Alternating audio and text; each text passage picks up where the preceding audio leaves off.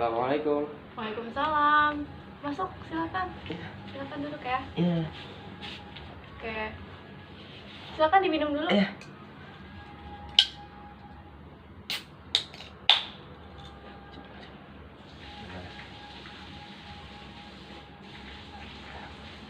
Naik apa tadi ke sini? Tadi naik motor sih, sendiri motor. Berapa lama perjalanannya? Ya lumayan cepet sih. Kan tadi naik motor ya, sekitar 15 menitan kalau nggak salah dari rumah. Iya lumayan cepet lah, nggak terlalu macet. Oh, alhamdulillah nggak macet berarti ya. Iya. Oke, mungkin kita kenalan dulu aja kali ya sekarang. Nah, kenalin, nama aku Syifa sebagai konselor yang insya Allah hari ini akan membantu kamu sebagai klien aku untuk mengatasi permasalahan yang sudah kamu alami. Iya kan, nama aku panggil aja Nabil ya. Jadi aku manggilnya kakak aja nggak apa-apa ya? Oh iya Kakak. boleh, silakan senyamannya aja manggilnya. Iya. Oke, gimana nih kabar kamu hari ini? Ya, alhamdulillah sih baik sih. Kayaknya dari muka-mukanya ada sesuatu nih. Iya kan, ya ada sih kan, saya datang ke sini juga ingin ceritain sesuatu kan. Ya siapa tahu kan kakak bisa nyari solusinya. Oke oke. Sebelumnya Nabil pernah mengikuti konseling atau belum pernah? Ini baru pertama kali? Iya, untuk konseling baru sekarang sih, baru ya beberapa kali kan dengar suruh ikut konseling, ya baru sekarang aja dapat ininya, dapat kesempatan gitu. Oh gitu. Oke, mungkin karena ini baru pertama kali ya bagi Nabil.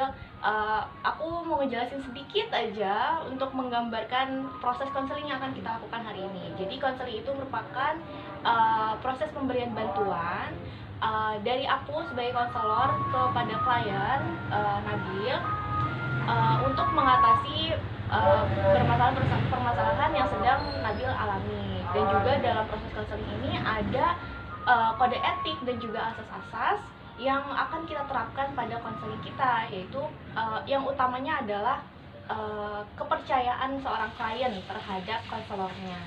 Jadi klien itu sebisa mungkin percaya gitu kepada konselor, kemudian terbuka terhadap permasalahannya agar konselor tuh bisa tahu dengan jelas seperti apa permasalahan yang sedang dialami. Kemudian insya Allah percakapan kita saat konseling ini tuh tidak akan diketahui siapapun, jadi rahasianya insya Allah terjaga. Mungkin bisa dipahami? Iya, bisa dipahami. Oke, mungkin sebelumnya aku izin dulu kali ya, izin dulu untuk merekam konseling kita hari ini sebagai bentuk dokumentasi. Oh iya, nggak apa kak. Nggak apa. Oke, kalau gitu kita bisa mulai sekarang ya. Mungkin bisa dimulai dengan bisa diceritakan bagaimana perasaan Nabil saat ini atau apa yang sedang Nabil rasakan saat ini. Yang aku rasakan sih ya beberapa, ya mungkin mulai dari beberapa minggu terakhir ya kak. Jadi aku tuh selalu ngerasa kayak gelisah gitu, gundah gulana lah istilahnya, ya nggak tenang, seperti itu aja sih kak.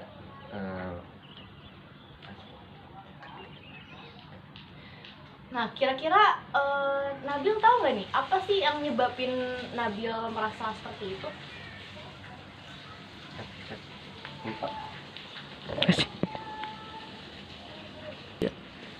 Ya untuk alasannya mungkin karena apa ya, saya selalu ngerasa gagal gitu kalau misalnya melakukan sesuatu. Jadi kayak kita udah ngerasa udah ngelakuin sesuatu dengan benar nih, contoh nih, kita udah bener-bener ngelakuin sesuatu dengan sebisa kita gitu, semampu kita, cuma selalu ngerasa ini bakal bener gak ya, ini bakal berhasil gak ya, seperti itu aja sih kayak sering banget tuh hal-hal kayak gitu tuh. Oh, jadi itu apa ya, kamu tuh udah berusaha maksimal gitu untuk melakukan sesuatu, tapi ternyata hasilnya tidak seperti yang kamu harapkan. Dan jadinya kamu tuh takut gitu untuk memulai kembali atau untuk melakukan hal-hal apapun, takut melakukan kesalahan dan berakhir kegagalan, seperti itu mungkin. Iya, seperti itu. Oke, terus biasanya nih ya, kamu selalu merasa khawatir ataupun gelisah gitu saat kamu misalnya sedang melakukan apapun gitu, tiba-tiba kekhawatiran itu atau kegelisahan itu datang, terus apa gitu yang kamu lakuin biasanya? Kalau yang aku lakuin sih Kak ya tetap kayak biasa aja sih. Kayak misalnya kita beraktivitas seperti biasa aja. Cuma ya dalam melakukan aktivitas itu yang kadang-kadang dalam hati tuh suka mikir suka ngerasa nggak mood gitu, tiba-tiba suka tiba-tiba gelisah. Jadi kan secara otomatis saat kita melakukan aktivitas itu jadi agak berkurang gitu kan ya, jadi kurang maksimal ya, seperti itulah Kak.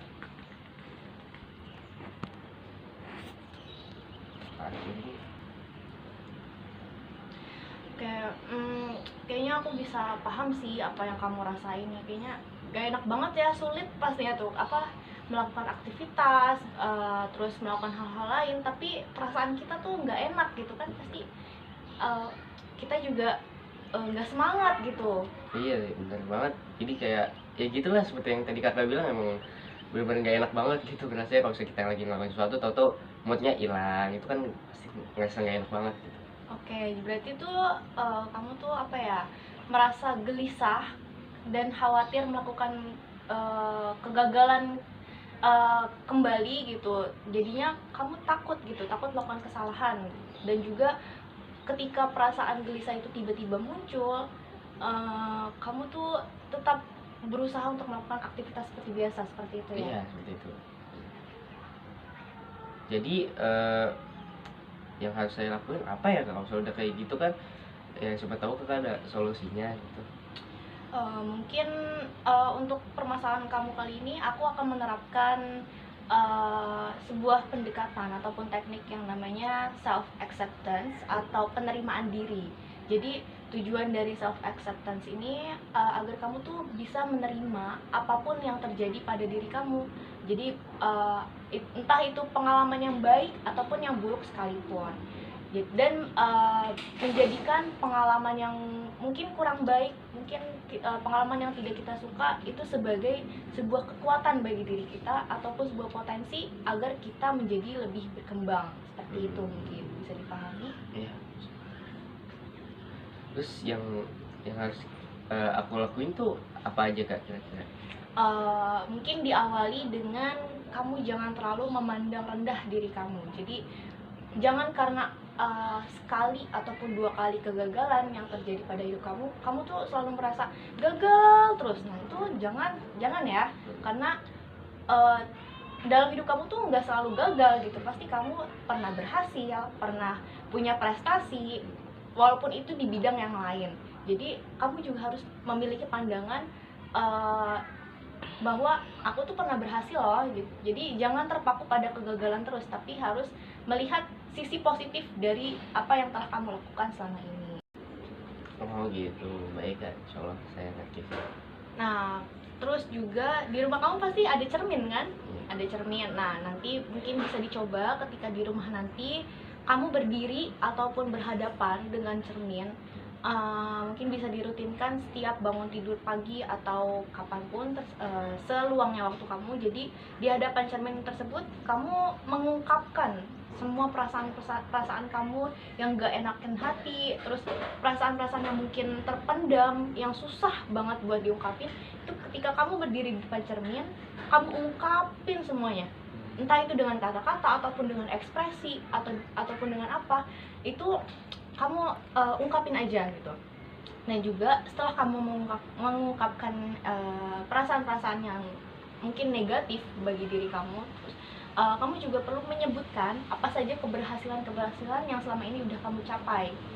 Jadi jangan hanya jadi biar seimbang gitu.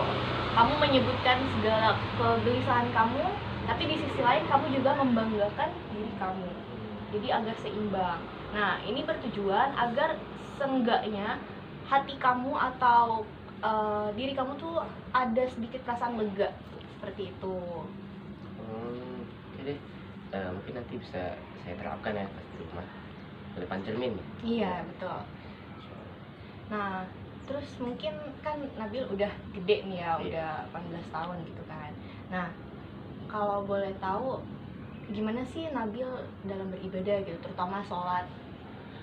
Untuk sholat 5 waktu sih alhamdulillah nggak pernah bolong ya, cuma ya paling suka ketunda-tunda aja sih, nggak di awal waktu.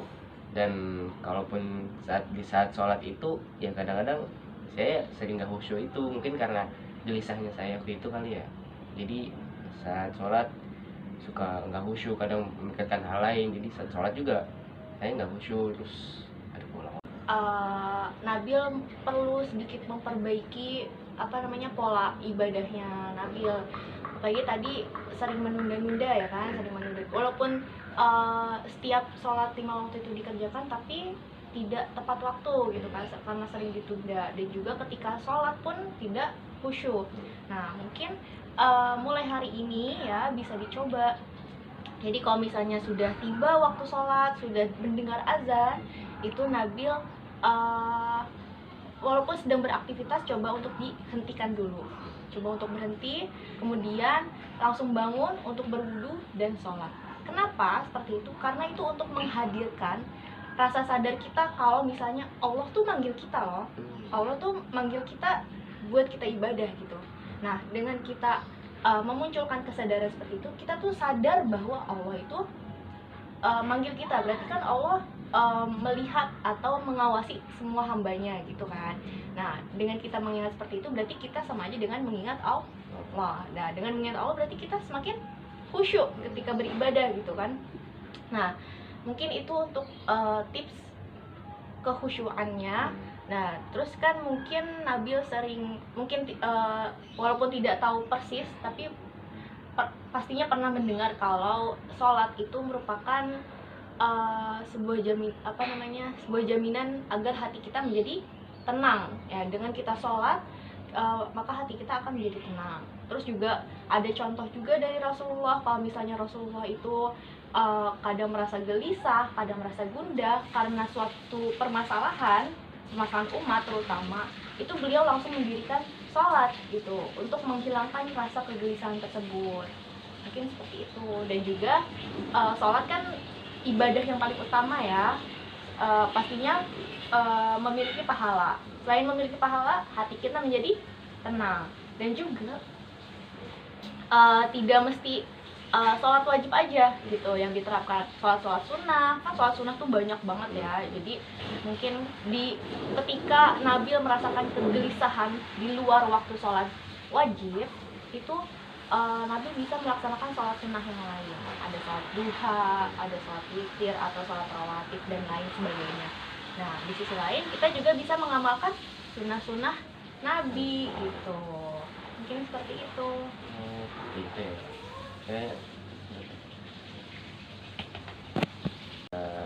Insya Allah saya amalin apa-apa yang tadi kakak sampaikan ke saya.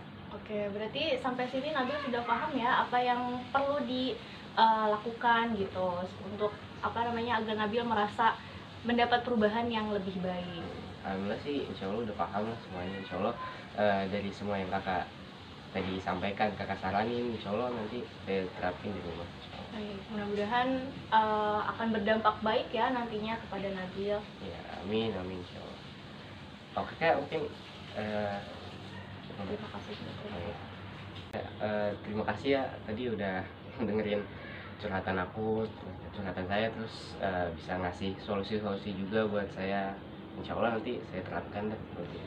Iya, sama-sama. Kakak juga sangat berterima kasih sekali kepada Nabil karena kan sudah kooperatif ya, sudah mau menceritakan, sudah terbuka dengan saya gitu. Dan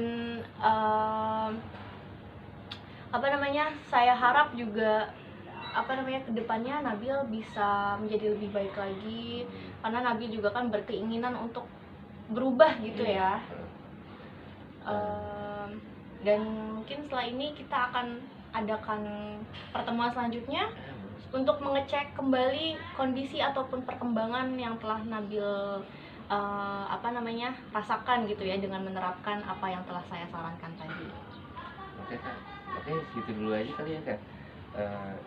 Oke, kayaknya mau pamit dulu kak. Oke gitu. Assalamualaikum. Waalaikumsalam warahmatullahi wabarakatuh.